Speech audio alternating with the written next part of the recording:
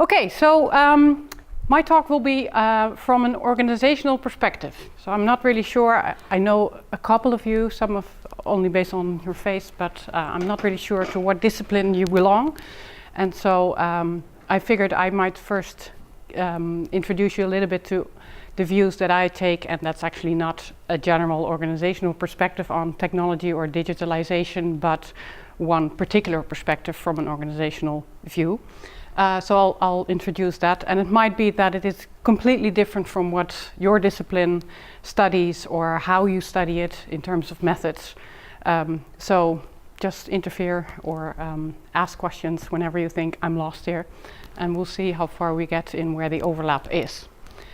Okay, so the title is Getting Up to Standards, and I'm mostly interested in my research and also partly in teaching. We cover this.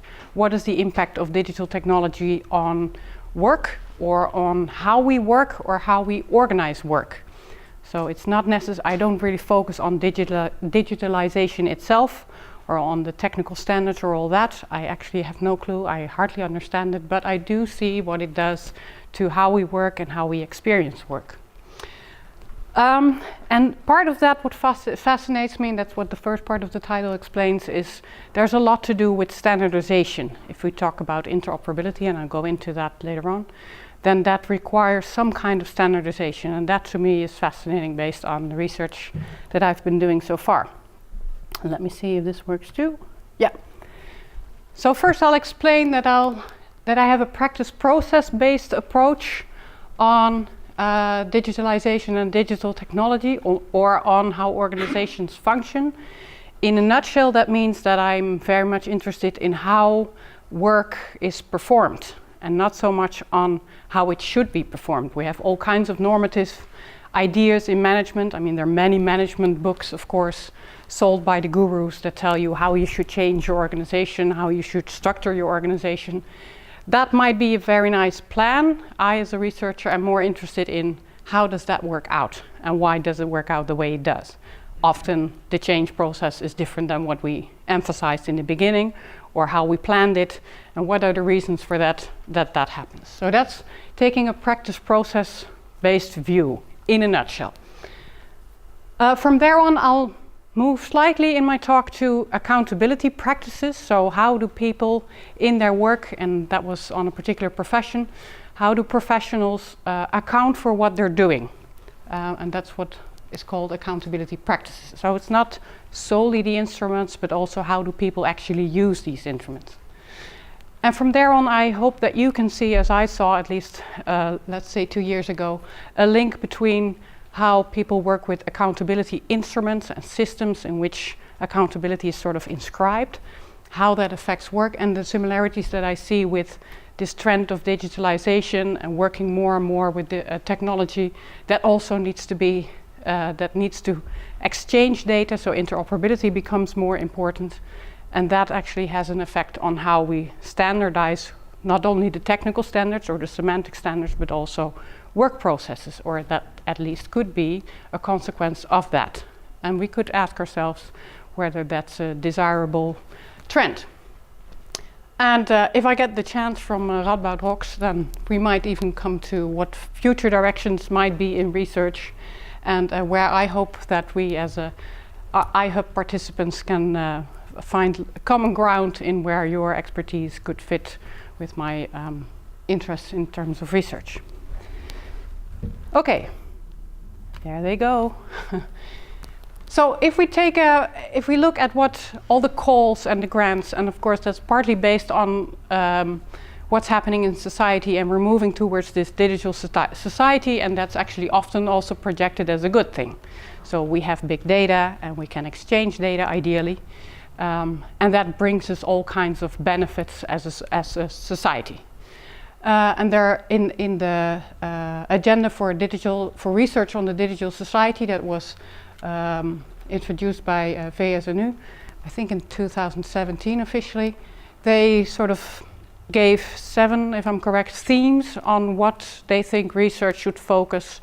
And one of them, of course, perhaps you already have seen that, is how do we organize for responsible data science, and another one is, so that one, and the other one is work and organization. So there are already some indications that if we move towards a digital society, that requires something in terms of how we organize responsible data science, how we go along with our data, but also how it affects work and organization. And that for me, actually as an organization scientist, already raised some questions also about responsible data science, because we say that for that to be true, we need to have robust systems. And I won't go into all the letters and what they stand for, but two of them actually for me struck out because the U stands for user-oriented, which means that you should include the user in designing the solutions that we might want to create based on big data. And there I, as an organization scientist, already think, critical organization scientist perhaps already, who is the user in this case? So what we see, for instance, in e-health applications is that it's often we see the user is the patient, the one that looks at the, or uses the app, for instance, that they've installed.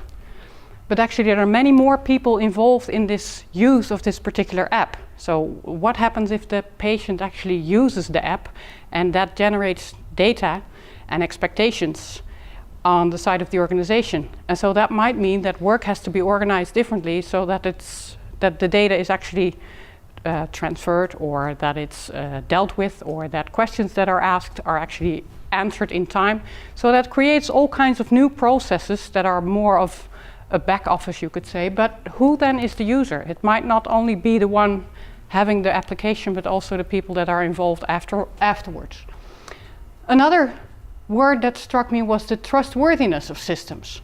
They have to operate correctly and safely according to intended design. Intended design, okay. So I'll go into this a little bit later, because that for me triggers a duality of technology theory. Are we always capable of designing technology in such a way that it actually really fits with how we use it? I think we have many examples of where it didn't. It doesn't mean that that is bad necessarily. It could actually work out completely different, but it was not always as it was intended. So you could put question marks on, is that actually a feasible goal that we have, that it functions as it was intended? Maybe if it functions in terms of the goals, that would be enough. Another aspect, based solely on responsible data science, is that it should generate or rely on fair data. And then I focused on the I and the R, so the interoperable, ready to be combined with other data sets. Well, that sounds very easy to people who are not into the technical issues that are related to making this actually happen. So how hard can it be to combine the data in two different data sets? Well, you maybe as data scientists know that's certainly not as easy as it looks, but many people in organizations believe that that couldn't be too hard. Well, it is, and it actually has effect on how we work, and I'll go into that later. It should be reusable, ideally, so that we can reuse it and process it and can do meta research with it and create all kinds of new insights based on combining data sets. But that also requires something in how we store our data and with what particular codes. And I don't know if you've ever looked up a paper that you once wrote or a presentation that you looked for and you used it 2 or 3 years ago and you clearly remember that you stored it somewhere, you're absolutely sure you did, but finding it back actually becomes a different quest. And then when you finally get it, you see, oh yeah, now I remember what the logic was behind storing it in that particular file.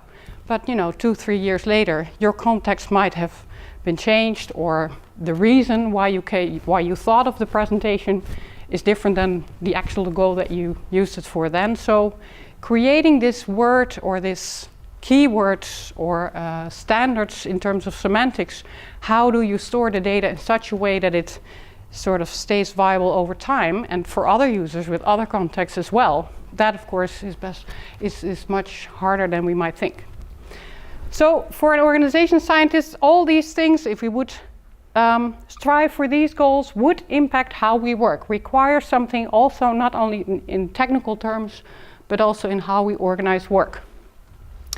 But it also affects work directly in terms of questions that it raises. For instance, if we use algorithms, in automated decision making or decision support system? What if management starts to rely more on algorithms to make decisions that have effect on the workplace?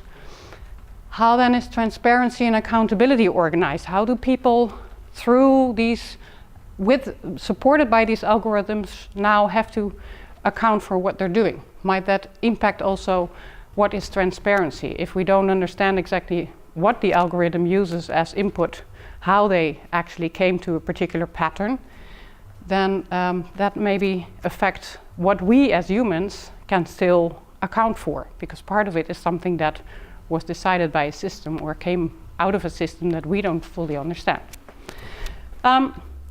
Robot or robotization. Many studies starting, we of course have some concerns in society that it might have impact on lower skilled jobs, that will be taken over by robots, but actually some studies show that both de-skilling and upskilling happens for professionals.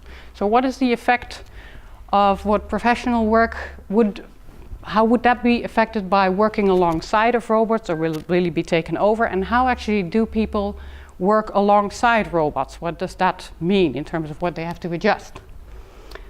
All kinds of questions that organization scientists could pick up on.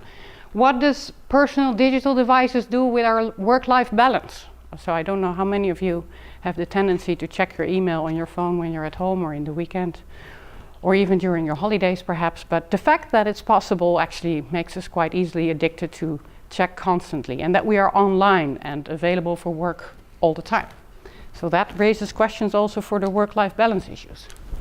Smart industry, so the creation of online innovation platforms, blockchain, ways of creating ecosystems in which, for instance, innovation or the whole chain of production around a particular product is organized, but that of course requires also interoperability. So all the partners in the chain need to have some kind of standardization in how they work and how they communicate in terms of data exchange, etc. And actually also questions of, if we do all that, and even if that's mostly stored in databases, who is responsible in this chain for the end product? If it becomes a joint thing, then that becomes also possible an issue of responsibility. And so that's if it's the Internet of Things, if it's systems who are actually making these connections, then who should be held responsible? Digitalization also leads to flexibilization.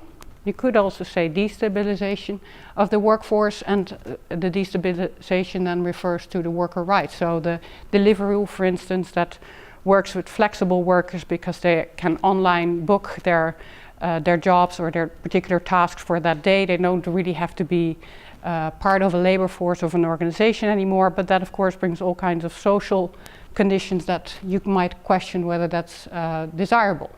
Mechanical Turk, does everyone know what Mechanical Turk is? Okay.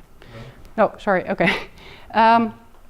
Amazon actually gives away jobs on the internet where you can log in and you can click on, actually you're sort of almost a robot that gets all kinds of pictures and you have to categorize them.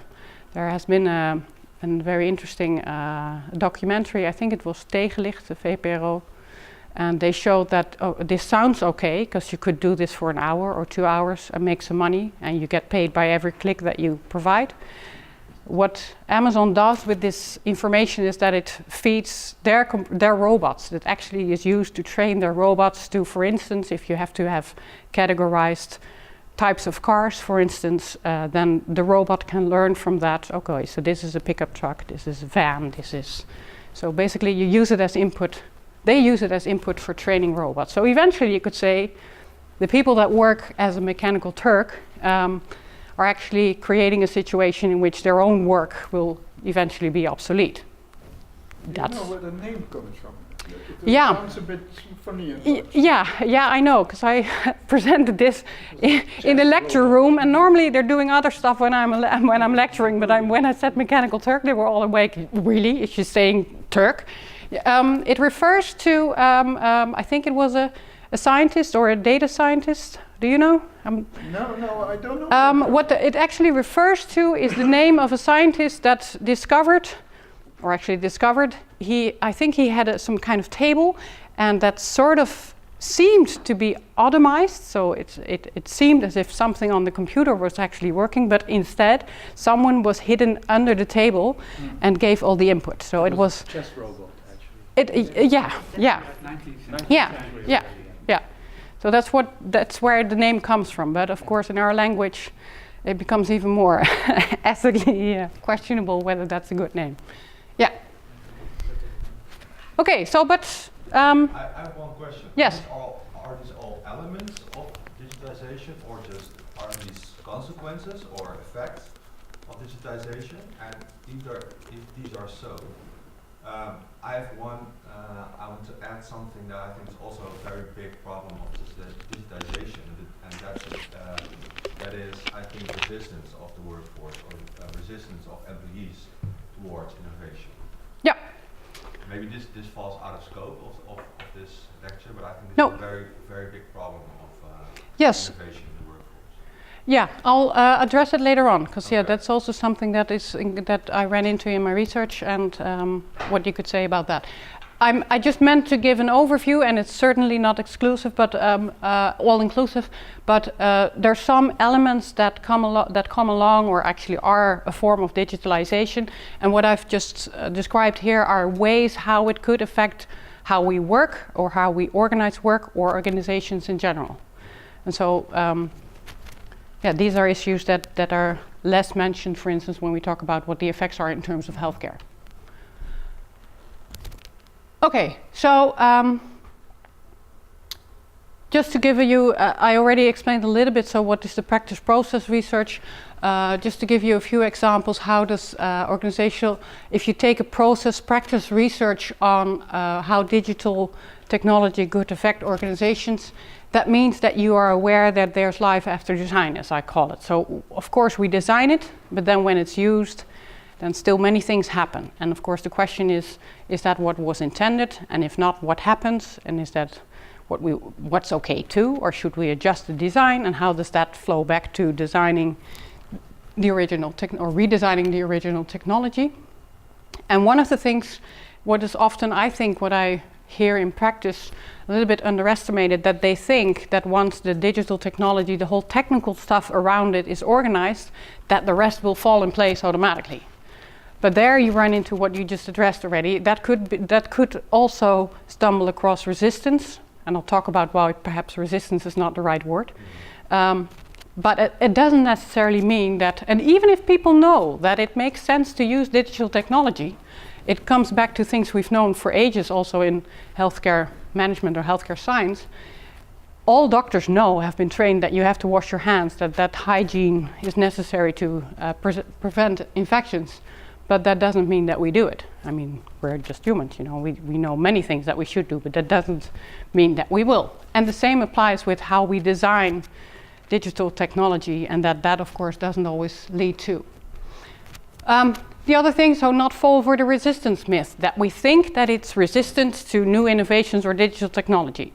There could be elements of resistance, of course, but often we see that it's not intentional resistance based on this is new and I don't like it, but because actually the intended design didn't foresee all kinds of consequences that actually are what the people that work with the technology in their daily activities have to deal with.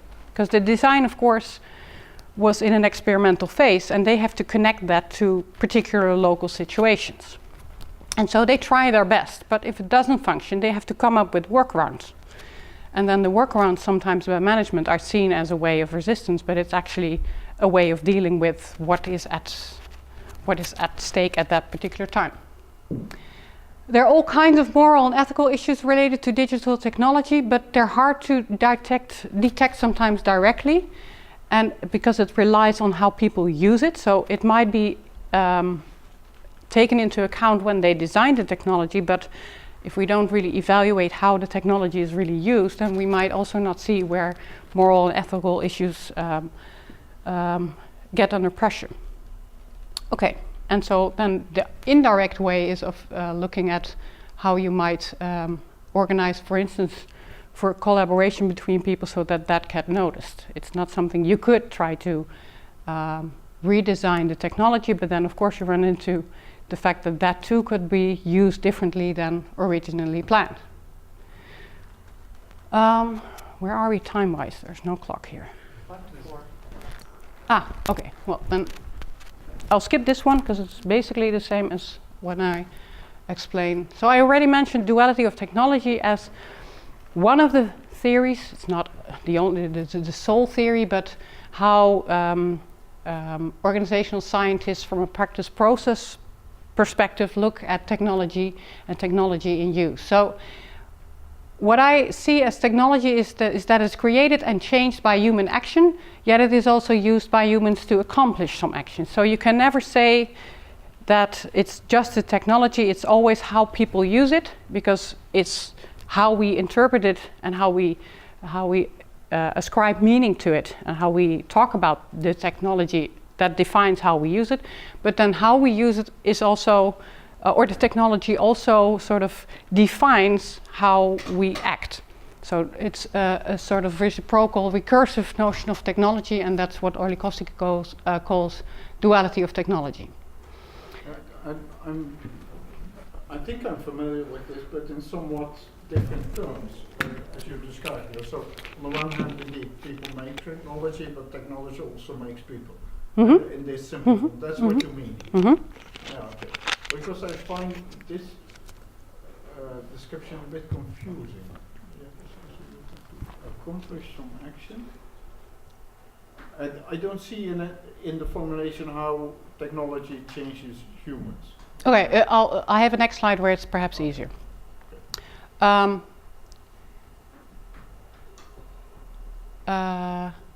Yeah. Okay. So for me, technology is also something where rules and norms and perhaps standards it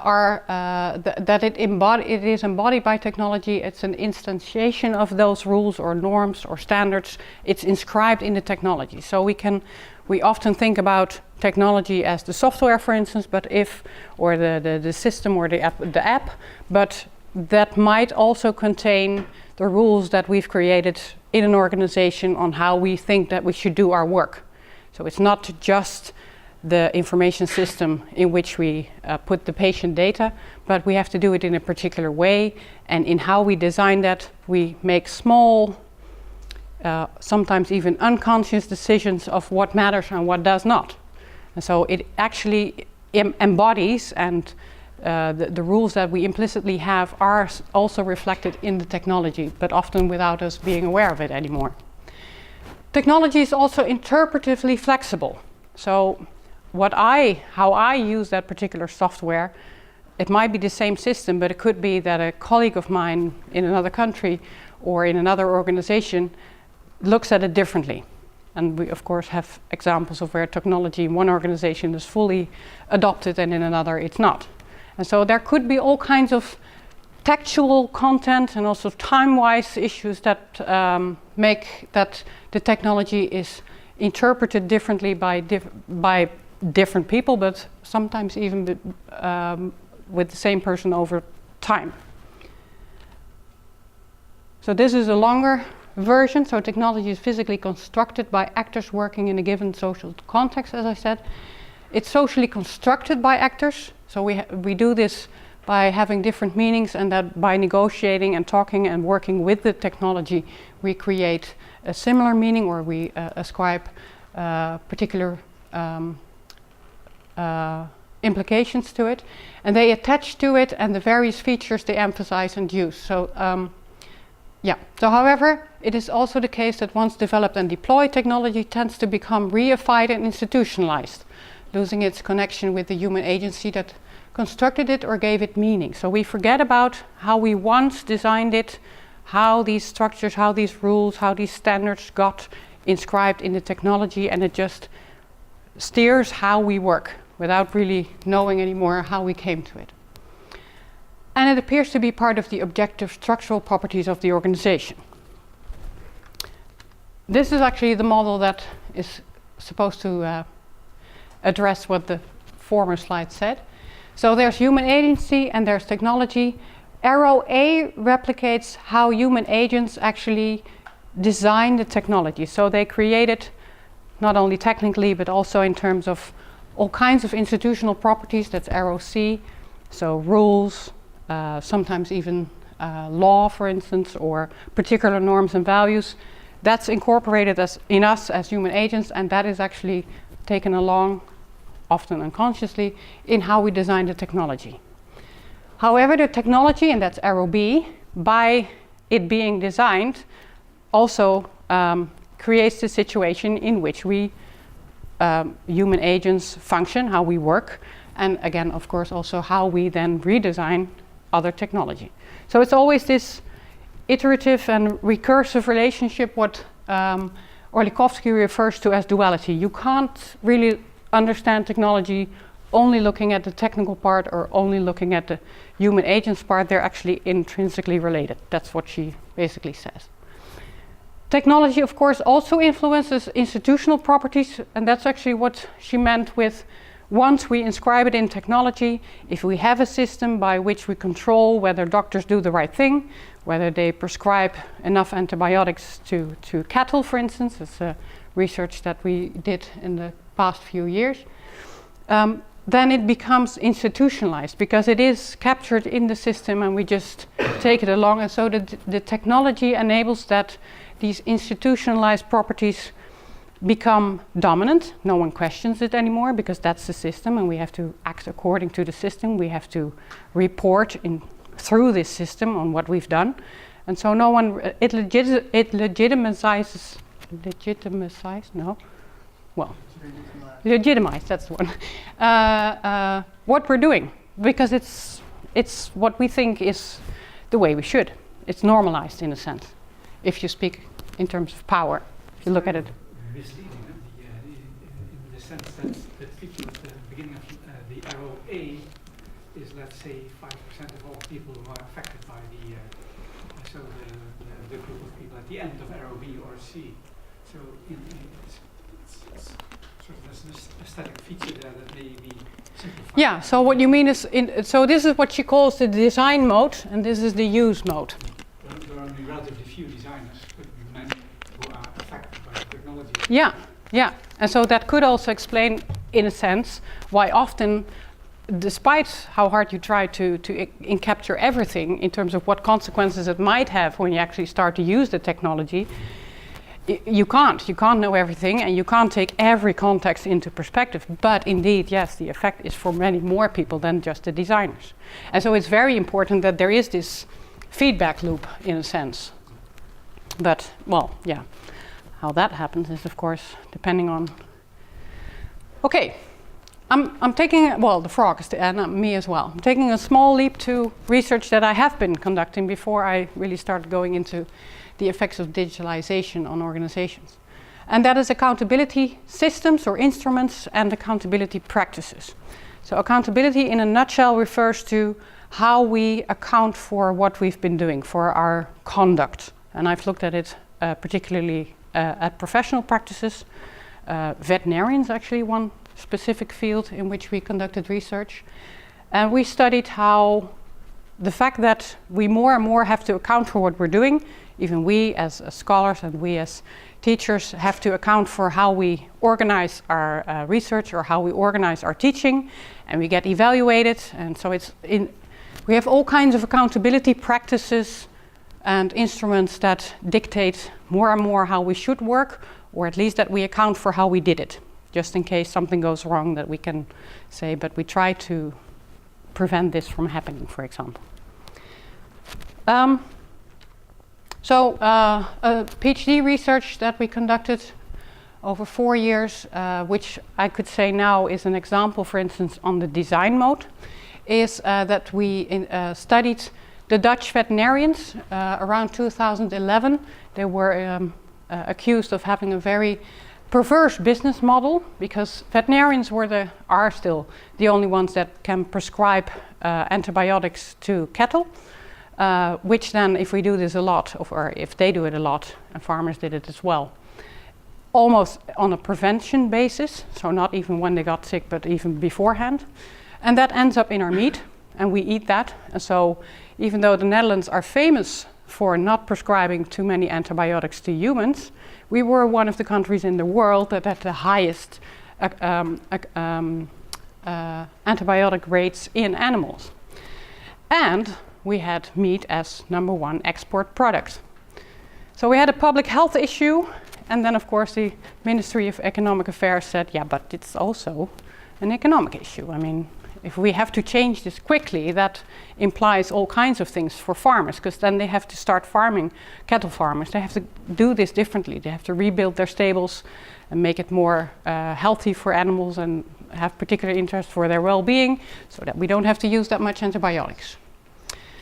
So what we did, so the government threatened the veterinary profession to decouple their apothecary, so they would no longer be the ones that actually prescribed it and also sold it, but that actually was averted twice. And so what the Veterinary Association was asked to do by the Ministry, both of Economic Affairs and of Public Health, was that they had to implement some kind of accountability system. At that time, as a veterinarian, you could basically graduate for veterinary medicine and then practice it for a couple of years, stop, and after 10 years decide that you would go back into the field and you could just start practicing veterinary medicine again. So if you would take a break from 10 years, you would not have to do any kind of refreshment course to re-enter as a professional.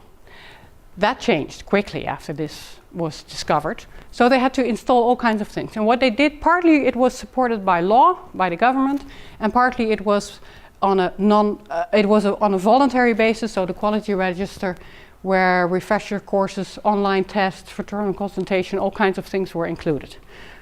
That partly was online, and the other one, the drug administration system, was particularly for cattle farmers and cattle veterinarians, and they both had to inscribe in an online database how much antibiotics they prescribed, and the farmer had to give the same information, and that was checked partly by the system and partly by an auditing company that was installed afterwards.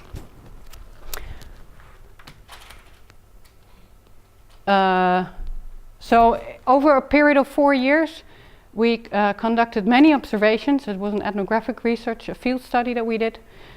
We had many interviews, observations of meetings. We included LinkedIn discussions, well, just to give you an impression of what kind of research methods some organization scientists use. And for one study, for instance, and this is still all in the design mode phase, so we focused very much on how do they do this? How do they design this particular system? Not necessarily the technical part, but how do they come up with what should be the way that they should use antibiotics and what should be the right way of having some kind of quality check whether you as a veterinarian are actually doing the right things. This is only, I can understand that you can't read it and you're not supposed to be able to actually, because it's an older version, but what we did is that we mapped out all the stakeholders involved, and we were actually surprised how many people and how many organizations even popped up based on this whole dilemma, because they saw some kind of way of making money out of creating the software or giving consulting for the people that try to come up with the guidelines for using antibiotics. And so what we did, we mapped it and we looked at what kind of power tactics were used, because who is going to decide what the standards are going to be? Who's going to decide when you can administer how much antibiotics? And so that depended a lot. And is that the same? Should you have the same rules for chicken and for cows or for pigs? And so many people got involved because they started to realize, wait a second, this will affect how much money I make. And there were many veterinarians who weren't brilliant business agents, so to speak.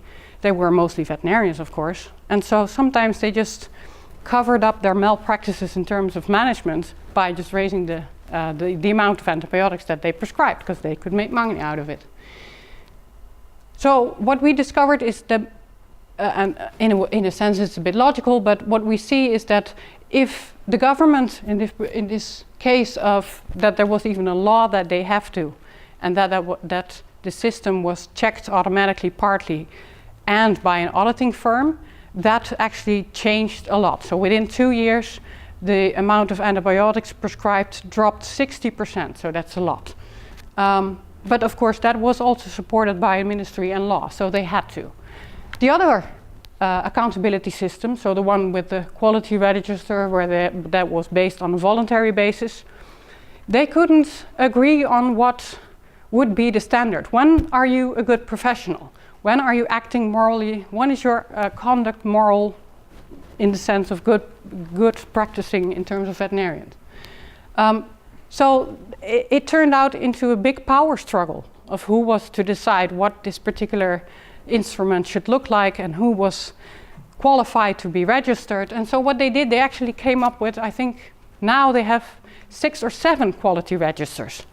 And as a veterinarian, you can just choose which one fits best with how you were already conducting veterinary practices. And this keeps on going because, of course, it doesn't really, there's no system that eventually becomes dominant and that has this controlling mechanism by being the only system that you could apply for. So just to see that the whole design mode is not simply a matter of deciding this is the standard or this is what we agree upon, these are the guidelines, and then just we implement it in technology. There's a whole, it actually stirred up a whole power issue, a lot of power tactics among stakeholders. And part of what actually was eventually inscribed in the technology, you could say, was not necessarily something that everyone agreed with, that should be what should be in there. So that was the design mode. On the use mode part, I'll see if I can keep it very brief.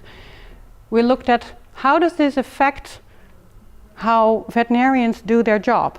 So if they have to make one of the parts in this electronic model, in this electronic system, is that on a yearly basis they had to come up with an animal well-being plan or health plan for their farm. So they had to explain what they would invest in terms of having cleaner stables and food-wise and everything. And they had to do this on a yearly basis. But of course, veterinarians know their farmers quite a long time. They hardly ever switch between veterinarians. There are not that many veterinarians in the more rural areas. And so what the veterinarians actually tried to do, they had to account for what the farmers were doing. They had to represent that in the system. They would have to say it's okay or it's decent or the amount of antibiotics is the same as what I prescribed, for instance. They didn't administer more. But it seems to be a very representational act that you just show yes, done or not. But what the veterinarians actually ran into in their daily practices, that it's more of a relational act. So what they did was, and that's what the right picture shows, they sort of negotiated or discussed it with the farmer because they didn't want to jeopardize the relationship that they had with these farmers. Also because they knew, well, sometimes it wasn't the fault of the farmer that they didn't stick to what was prescribed, because it turned out that sometimes the pharmaceutical companies didn't have the right instructions, so they did the wrong thing, but it wasn't necessarily their fault. And another thing was that the veterinarians knew, and as most of us know, farmers cannot invest that much. It's not that they make big money with being a farmer. And so even though they would like to have better stables, they weren't always in the position to make those kind of investments. And so if the veterinarian would honestly say it's a mess or it's really not okay, then he wouldn't really help the farmer because they would almost be put out of business based on that. And so what they did was to try to come up with a plan together to make some kind of responsible agreement on, so how will we do this in the next years. They had all kinds of tactics in their choosing of wordings of how they matched the fact that they had to be accountable also partly for the farmers, and on the other hand try to keep the relationship but also animal well-being on a level that was related also to what they thought was animal well-being. Okay, interoperability.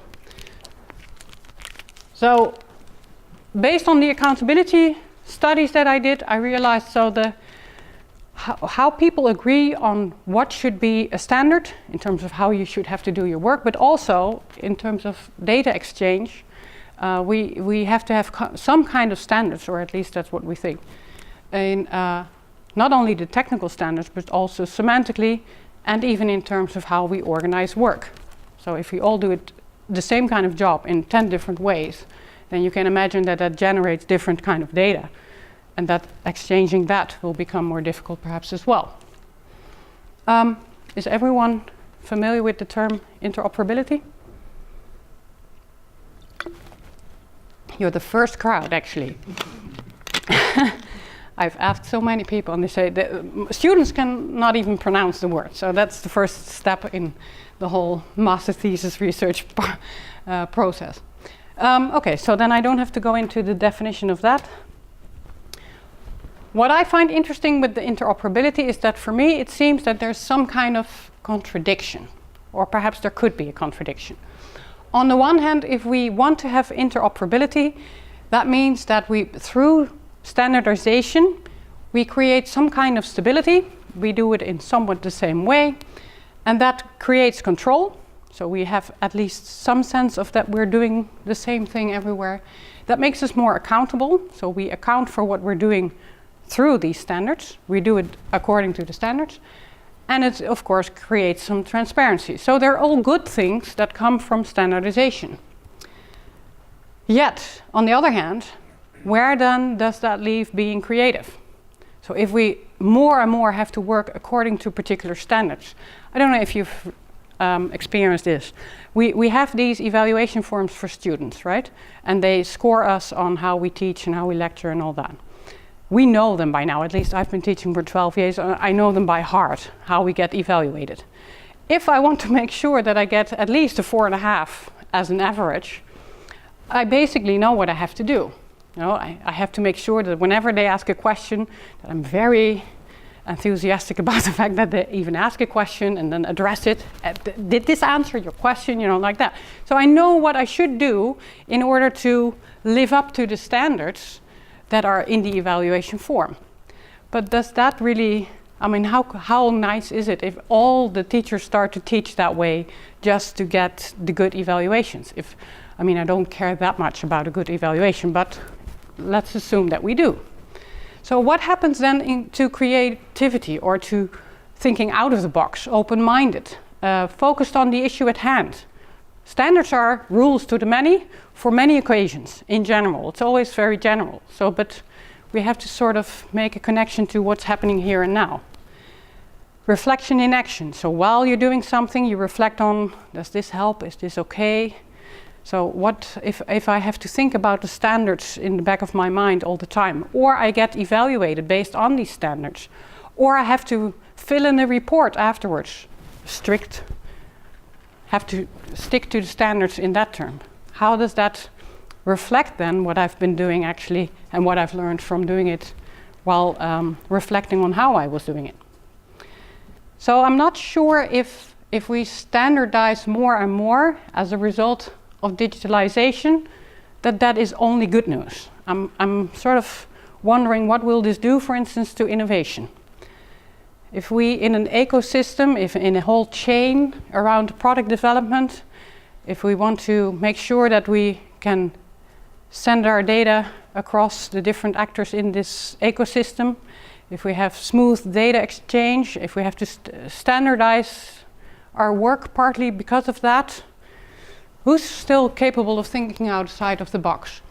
If we talk about interoperability, this is sorry for it being in Dutch. This is from Nictiz, actually. I should have put a reference here. Often, if you see definitions on interoperability, it's mostly those, it's about the infrastructure, it's about applications, maybe even the information. So how do we structure it and what do we store actually? And then we think that once we've organized all that all the other things, so the way we collaborate, or the processes, this one is particularly actually for healthcare, so healthcare processes and even organizational strategies will follow accordingly, or the other way around. If we find a particular strategy, we decide as a group of hospitals in this area that we have some kind of network exchange, that we exchange our patients, and well, we decided that is a good thing to do, strategically, for instance. We maybe even are capable of organizing our work in such a way that we do it sort of similarly. That already becomes tricky. I mean, think of doctors in different specializations. That's already tricky. And then the further we get down, of course, the people who have to build this say, okay, what's it going to be? It's either this or that. Please decide. Well, then in the whole healthcare process, different specialties have different wishes regarding to what should be in the system. They can't agree. That's one of the reasons why there's not enough interoperability in the Dutch healthcare. I mean, there are many reasons for it. And it's not just healthcare, but it's defense, for instance, has the same kind of issues. Imagine that you have people in the army working on the ground or in the air, at sea. They have to communicate with different systems, and different countries sometimes even work with different systems. And there are, a colleague of mine actually does a lot of research in the army, and there are situations where helicopter pilots decide that they're just going to text with people on the ground because they can't rely anymore on the system. Once they fly from one zone to another, they apparently run into a different zone, and then there's all kinds of interoperability problems, and so they just go back to texting. I've heard many similar stories. Sorry? I've heard many similar stories. Yeah. They also use iPads in the cockpit because that mapping system is better than what they've built in. Same applies for railway stations or rail in general. So, and certainly not only healthcare. By coincidence, my research is mostly on what the effects are in healthcare. This is a map that KPMG drew out last year. I spent, I think, 2 hours in trying to understand exactly what they try to represent here, because even these numbers stand for something. But this is their attempt, because they agree that this is hardly understandable. This is their attempt to explain why there are so many programs in the Netherlands that try to come up with standards, either regionally or sector-wise, so for mental health care or for healthcare in elderly homes, for instance. And there's so many initiatives, and there's so many things that still don't work and that have to be connected to other programs, that there are too many and there's no control. So eventually the field said, because first they tried to come up with one regulation. They did this in Scandinavian countries, I think. They said these are the standards, everyone should stick to it, including the IT manufacturers. The Netherlands decided not to. We tried to have this one system where all your data as a patient would be stored. That failed. I'm skipping many steps here on what happened in healthcare in that terms, but so this is what it ended up with. And now the field is saying to the government, please come up with a law, because we're not ever going to a law or some legislation in terms of what's going to be the standards. Please decide. And of course the government says, and then what should it be? And of course then we have this whole politics and power tactic game that we saw with veterinarians, exactly the same here. Another study that we're doing, if we look at digital health, so e-health applications, how does this effect work? The St. Maartenskliniek here in Nijmegen is a hospital where they have many orthopedic surgeries and so many people that have a long recovery process. And I have 2 students that are now currently doing research on that. They developed this app that the patients get, and during their recovery process, and then they get all kinds of tests, and they can score the amount of pain that they have in that particular day, and they have to keep a sort of a diary on how the wound from the operation is recovering. And so this information then is fed back to the organization, and what they hope for is not only that the patient gets more involved in their recovery process, because it also sends all kind of push messages that you have to do your your exercise, that you've been agreeing with the physiotherapist that you should do that. So they, on the one hand, they think it will really help the recovery process. On the other hand, they hope to also have some kind of efficiency in that they don't have to see the patients that are actually doing well in their recovery process, so that they will only have the ones visiting that have some problems in their process. So they want to filter out the patients in that sense that do not really need to come back 2 or 3 times, but just 1 time would be enough. So there's some wish for efficiency. But then, of course, just a second. All very nice. What my initial impression is from this, the research is still ongoing. There's a lot of focus on the design of the app, logically, because there need to be all kinds of medical issues that should be addressed. So there are many doctors involved in the process of the design. What should the questionnaire look like? What kind of exercises? Well, how do you want to get the feedback in terms of pain? What kind of indication do we use for that? Logically, that of course for the content, it's very important that the doctors are involved. And so now they think we thought about the design and it's good and we're going to test it. And even in the test phase, I ask, so are you going to test it? So it's going to run, right? So if they type in something, data is actually being transferred to the hospital, and then what happens? Well, they weren't sure if they're going to test it online, really. The idea was that they would give the app to the patients and then have them play with it for half an hour and then have question them on what could be improved and how they thought it was worthwhile working with it or whatever. So, but they didn't test it, and I hope they still will, because for us that would be very rich data, but I'm not sure if they're gonna, to test it online, to really work with it. Because what happens, so I asked this question, so what if the patient indicates in the morning that it has a 4 on a level 1 to 10 pain indication, 10 being I'm dying here, 1 being it's okay or something like that. What if you in the morning say 4 and then in the afternoon it's an 8 and then around 5 o'clock you think it's a 9?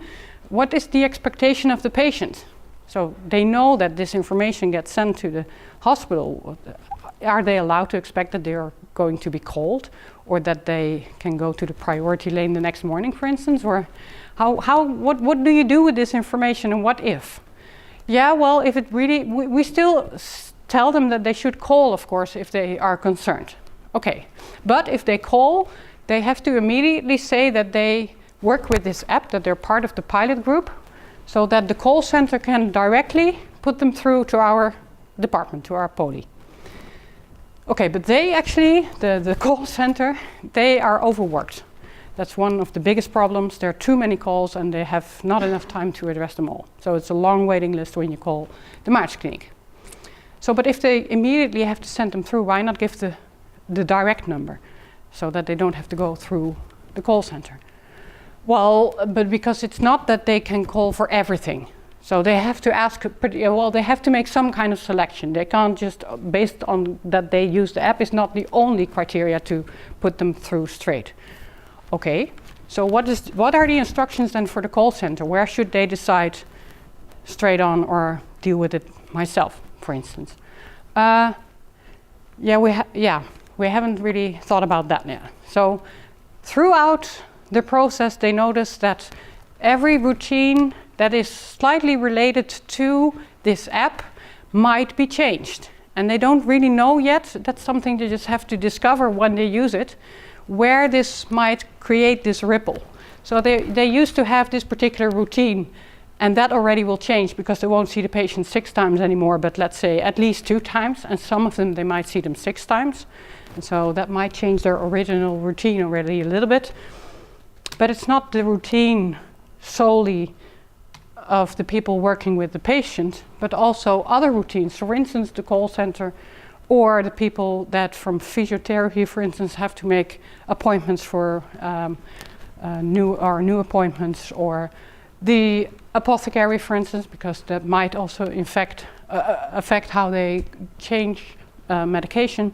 So there are many related routines, and it's very hard to see where the new application will affect other routines as well, and how people then organize or reorganize those kind of steps. And the thing is, if you don't, because you could say, well, you know, you'll discover it and then you change it, and so what? But the thing is, if patients after a while notice that things in the back office are not really aligned with the fact that they use this particular app, they stop using it. And it's not because of the app itself, but because that the back office and the organizing of work behind it is not aligned with this new technology. So there is some risk in not having this organized. Okay, almost done, 2 slides. And Radboud rocks, stays quiet. So what are future researchers that I would like to do? Well, there are 2 proposals. One has already been rejected, unfortunately. Yeah, I thought I'd better share it with you. If you have ideas where we can resubmit this, of course, a little bit adjusted, that might be an idea. So this was something that we wanted to study in the military. And we looked at digital network-centric technology. So this is digital network-centric warfare, but it's not a very nice name, perhaps. So this is the technology that they use to communicate with different parties on the ground, in the field, etc. Another one is the quest for interoperability. So that would imply, so this is the network-centric, and the quest for interoperability focuses on what's happening in terms of power tactics in getting to the standards. So what is the implicit power and how does that affect how we eventually get to the standards necessary for interoperability? Then the second part of that research would be something studying how do actors in local contexts combine the fact that on the one hand they want to stick to these standards, and they have to, but they also want to because they understand that it creates some kind of control and enables interoperability.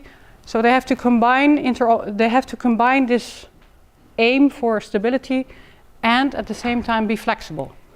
We have theories in routines that study routines and actually show that a routine, even though it's some kind of repetitive pattern of actions, actually has flexible patterns and more stable patterns, and that people are very good in combining those 2 contradicting goals, you could say.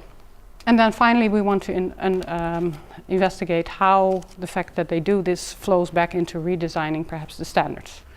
So, but that's still in the making, so if you have any suggestions how to improve that for next year, you're welcome. Last slide, so ideas or how I see where I would like to collaborate with people from the iHub, or at least the different disciplines. The ethical and moral issues in organization science, we address them, we see them. We're not the experts.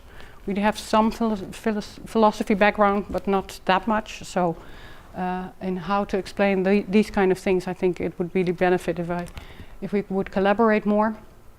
Legal issues related to digital technology, how this affects work. Students of mine that are studying interoperability more and more come back with the feedback that this new regulation, the AVG, so the privacy issues, GDPR, is perceived to be something that blocks the interoperability. I'm not sure if this is technically correct, because there are organizations that don't see any problem, and there are organizations for which that apparently is a blockage. Technical issues, I don't have a technical background, but sometimes I wonder, really, do we need to have these standardizations, or are there other technical ways to get around that? Is there some kind of way that we can build in flexibility yet still remain the stable part of it, or is this something that we just have to deal with? So all kinds of questions, ethically. So if we move more to standardization, due to the fact that we digitalize and that we want to be interoperable, what does this do to autonomy? Is there room for otherness if we use more and more standards?